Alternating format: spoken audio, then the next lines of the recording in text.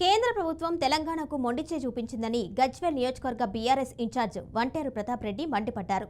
కేంద్ర మంత్రి నిర్మలా సీతారామన్ ప్రవేశపెట్టిన బడ్జెట్లో తెలంగాణ పేరే వినిపించలేదు అన్నారు. తెలంగాణపై కేంద్ర ప్రభుత్వం కక్ష సాధింపు చర్యలకు పాల్పడుతుందని ఆరోపించారు.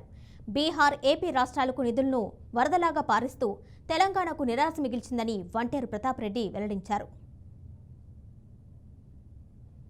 పార్లమెంట్లో బడ్జెట్ ప్రవేశపెడతా ఉంటే 8 మంది ఉన్న కాంగ్రెస్ ఎంపీలు మాట్లాడారు, 8 మంది ఉన్నటువంటి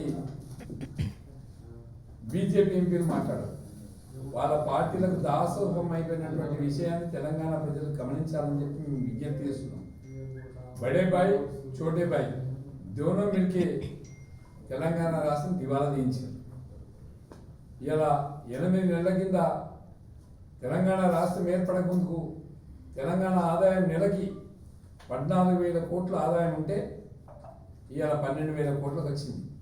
2,000 కోట్ల దివాలా తీయించినటువంటి గణనాయకుడు ఎవరైనా రేవంత్ రెడ్డి గారు. ఇవాళ తెలంగాణ రాష్ట్రానికి రావాల్సినటువంటి నిధుల కోసం పార్లమెంట్లో మాట్లాడలేదు. ఇవాళ బీహార్కు బడ్జెట్లో పేరు వస్తుంది, పక్కనే ఉన్నటువంటి ఆంధ్రప్రదేశ్కి బడ్జెట్లో పేరు వస్తుంది, తెలంగాణ రాష్ట్రానికి ఎందుకు రాదు అంటే బడే బాయ్ చోటే బాయ్కి సరెండర్ అయ్యారు. బడే బాయ్కి చోటే బాయ్ సరెండర్ అయిపోయాడు కాబట్టి ఇక్కడ ఓటు నోటు విషయంలో సరెండర్ అయ్యింది కాబట్టి తెలంగాణ రాష్ట్రానికి నిధులు వచ్చే ప్రశ్నే లేదు. తెలంగాణ రాష్ట్రానికి ఏమి రాదు కూడా. ఇలా ప్రతి రైతు కూడా దివాలా అయిపోయాడు. తెలంగాణ రాష్ట్రానికి రావాల్సినటువంటి రైతు బంధు రైతులకు ఇవ్వకుండా డిసెంబర్లో ఇవ్వాల్సినటువంటి రైతు బంధు జూన్లో ఇచ్చింది.